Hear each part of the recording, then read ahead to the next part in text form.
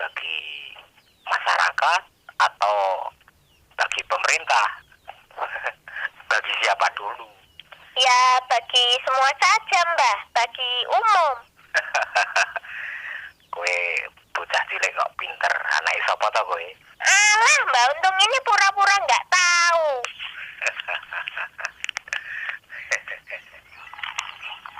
Eh, Hemat Mbak Untung ya. After COVID-19 ini nanti ya anu ya. Ya mulai sekarang sebetulnya harus dibuat pola-pola baru ya. Dibuat pola-pola baru, segala sesuatunya harus di preset, di setting ulang. Misalnya ya, pola hidup kita ya harus lebih disiplin, lebih hidup lebih sehat ya. Soal kebersihan itu menjadi utama kan. Terus soal pola makan itu juga harus diperhatikan, dalam arti makanan yang bergizi ya, makanan yang sehat, berprotein itu kan. Makanan yang sehat ya, bukan cuma makanan yang sehat tetapi makanan yang halal ya. Itu kalau menurut ajaran agama kan begitu kan, makanan itu yang halal. Jadi jangan sampai perut kita ini kemasukan makanan yang haram ya. Karena makanan yang haram itu ya, kalau makanan yang haram itu misalnya ya makanan yang ada buah-buahan, kita ambil, kita petik, kita makan.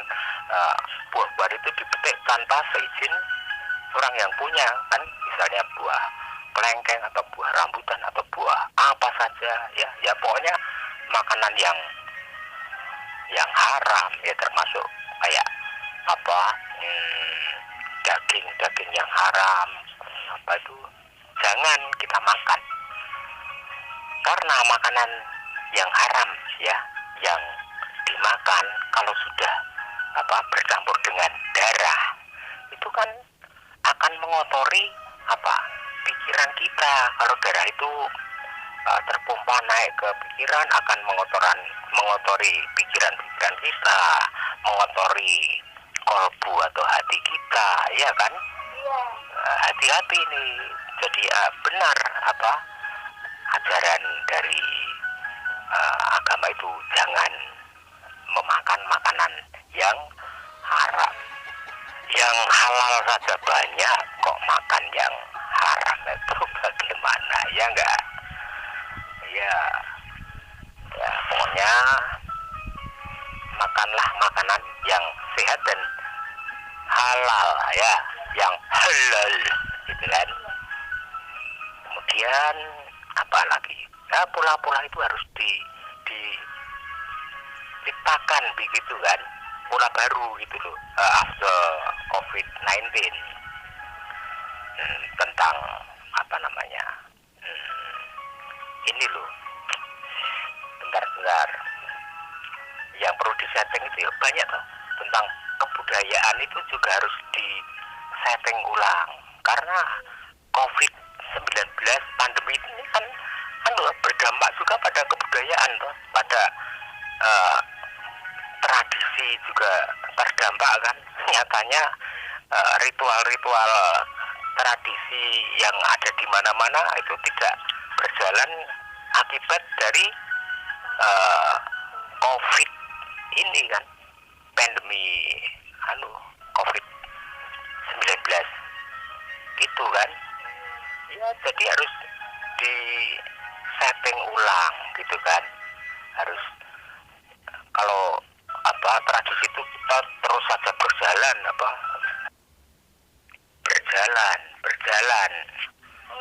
tradisi saparan harus berjalan lagi, tradisi nyadran, tradisi suran, tradisi apa namanya, kayak sedekah bumi dan apa acara-acara yang lainnya ya, acara yang ada di dusun-dusun itu harus berjalan lagi. Jadi tradisi tiada henti, begitu kan. Ya pelaksanaannya dibikin lebih bagus lagi, lebih rapi lagi ya, lebih meriah lagi. Sesuatu hal kalau yang apa ya harus lebih khidmat lagi, lebih agung lagi, lebih ya dibikin yang lebih lebih bagus dari yang kemarin-kemarin. Ini kan artinya di setting ulang kan. Tapi tetap saja itu tradisi tidak merubah, tetapi apa namanya tetap dilestarikan, begitu kan? Ya itu. Kemudian apa pasca COVID-19 ini nanti ya mulai sekarang juga ya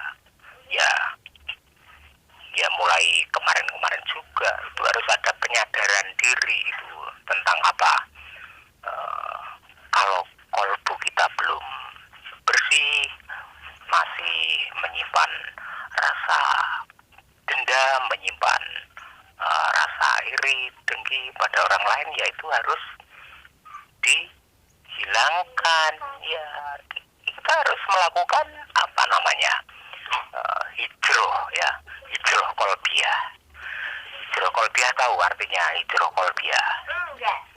Hijrah kolbiah itu ya merubah ya, merombak kolbu kita. Pengertian hijrah itu kan tidak cuma pindah dari satu tempat ke tempat lain gitu kan, seperti Nabi Muhammad Shallallahu Alaihi Wasallam itu kan hijrah dari Mekah ke Madinah. Itu hijrah itu perpindahan dari satu tempat ke tempat lain. Tapi pengertian hijrah kolbiah itu ya merombak hati kita dari yang tidak baik, dari yang kurang baik menjadi baik, lebih baik lagi. Ya berpindah juga itu artinya kan sama, hijrah merubah itu. Begitu ya. Jadi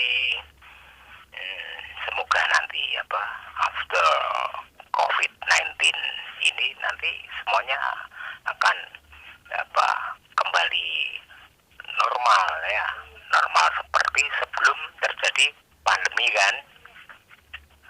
Sektor ini apa namanya ekonomi rakyat seperti di pasar-pasar rakyat itu harus apa berjalan lagi ya kan, karena apa ini penting kan, seperti pasar-pasar rakyat itu harus menggeliat lagi, harus pasar itu kan sebagai tempat transaksi jual beli kan. Nah, kalau di situ hidup lagi, otomatis secara perlahan perekonomian di apa di masyarakat ya akan jalan lagi. Nah, kalau kemarin ini kayak pasar-pasar itu sepi itu kan ya, yang jualan nggak ada income, nggak ada pendapatan kan. Itu orang yang mau beli juga bingung bagaimana gitu. Bingung loh kemarin itu ketika apa pandemi corona sedang apa merebak awal-awalnya ya kan, orang-orang pada di rumah, takut keluar rumah itu kan. Itu kan ada juga yang kelaparan kan karena beras habis mau keluar takut, sementara bantuan juga lama nggak turun-turun ya kan. Nah ini jadi ini apa sebagai pembelajaran ya kan, ya bagi siapa saja pembelajaran untuk kita, untuk masyarakat, untuk rakyat, untuk pemerintah juga. Pemerintah itu juga diharapkan lebih peka lagi ya untuk mengantisipasi peristiwa seperti ini.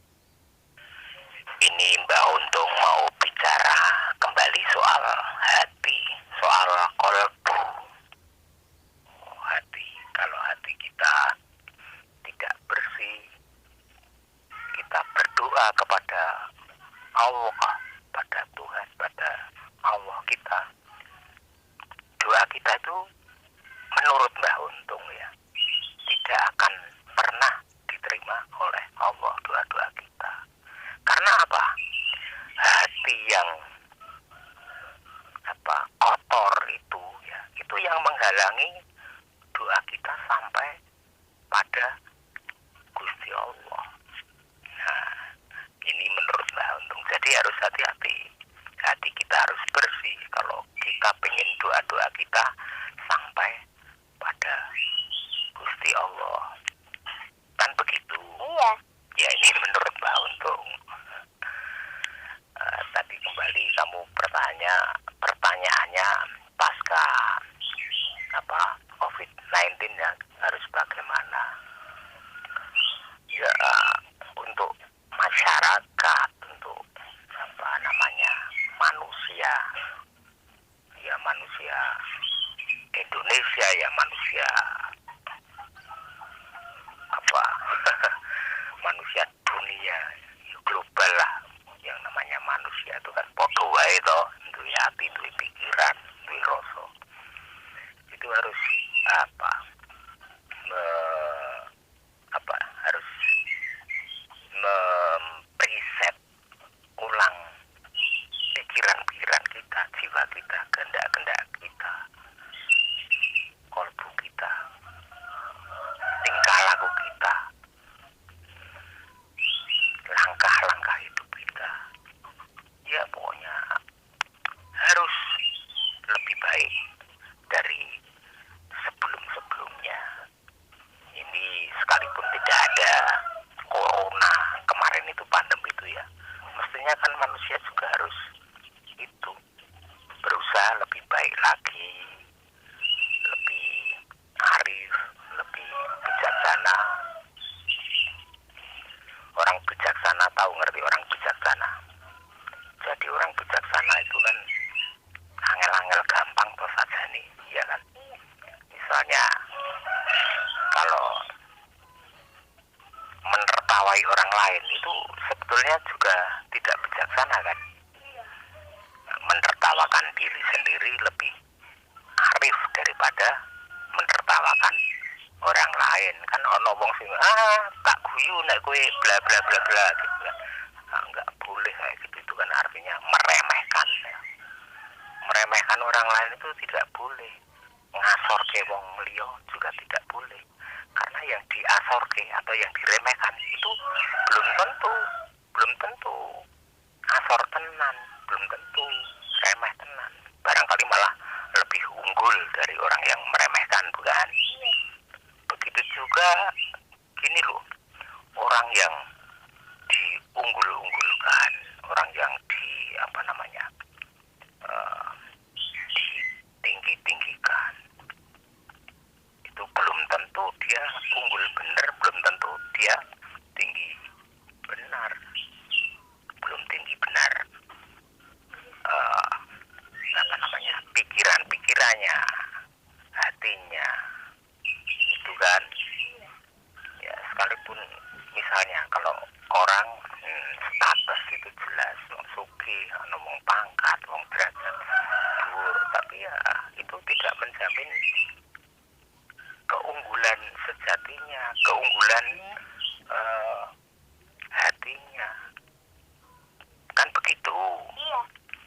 Kemudian tadi Mbak Untung juga sudah sampaikan kan, wong nek sing diremehke durung karuan remeh. Orang yang diasorkan, diremehkan, belum tentu itu. Sebaliknya orang yang diunggulkan juga belum tentu unggul kan. Itu kan cuma barangkali dari anunya saja ya, image, image-nya begini belum tentu itu. Antara image dengan hal yang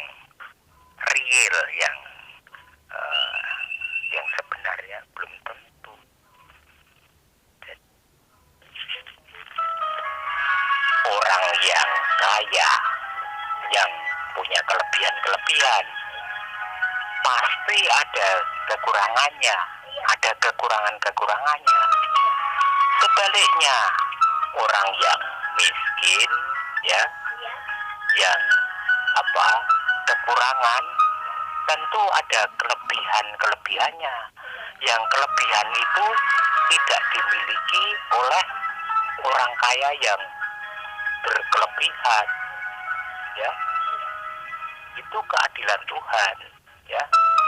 Ya kan, coba di dicermati, dipikirkan, ya. Orang yang miskin, yang kekurangan, pasti punya kelebihan. Yang kelebihan itu tidak dimiliki oleh orang kaya yang berkelebihan. Itulah keadilan Tuhan. Itu misteri ilahi. Jadi orang kaya, orang yang berkelebihan harta benda tidak boleh meremehkan orang miskin, tidak boleh merendahkan orang miskin, tidak boleh menyepelekan. Ya, tidak boleh. Tidak boleh. Karena di mata Allah itu orang kaya dan miskin itu kan sama saja.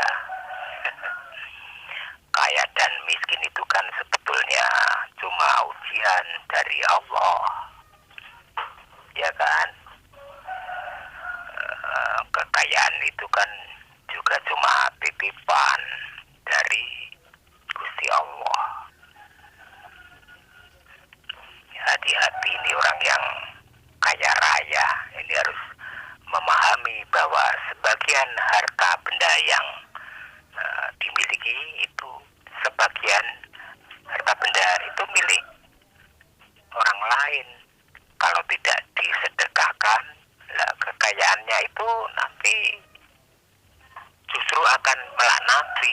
Hati-hati ini orang-orang kaya ini. Wah, ini Mbak Untung kok bicaranya jadi ngalor ngidul. Tadi tanya soal after COVID-19 ini harus bagaimana ya, kok malah jawabannya sampai ke masalah kaya miskin, kaya miskin. Tapi ya after COVID-19 ini nanti ya semua orang, ya, kita, ya, yang kaya, yang miskin, yang sing bagus, sing ora bagus. Manusia Indonesia itu harus merubah pola-pola lama, pola-pola yang tidak baik, pola-pola yang tidak sehat itu harus dirubah, kan? Iya. Harus mempreset lagi, menyeting ulang lagi. Jadi ada progres, tidak stuck, tidak established, gitu kan? Jadi ada perubahan.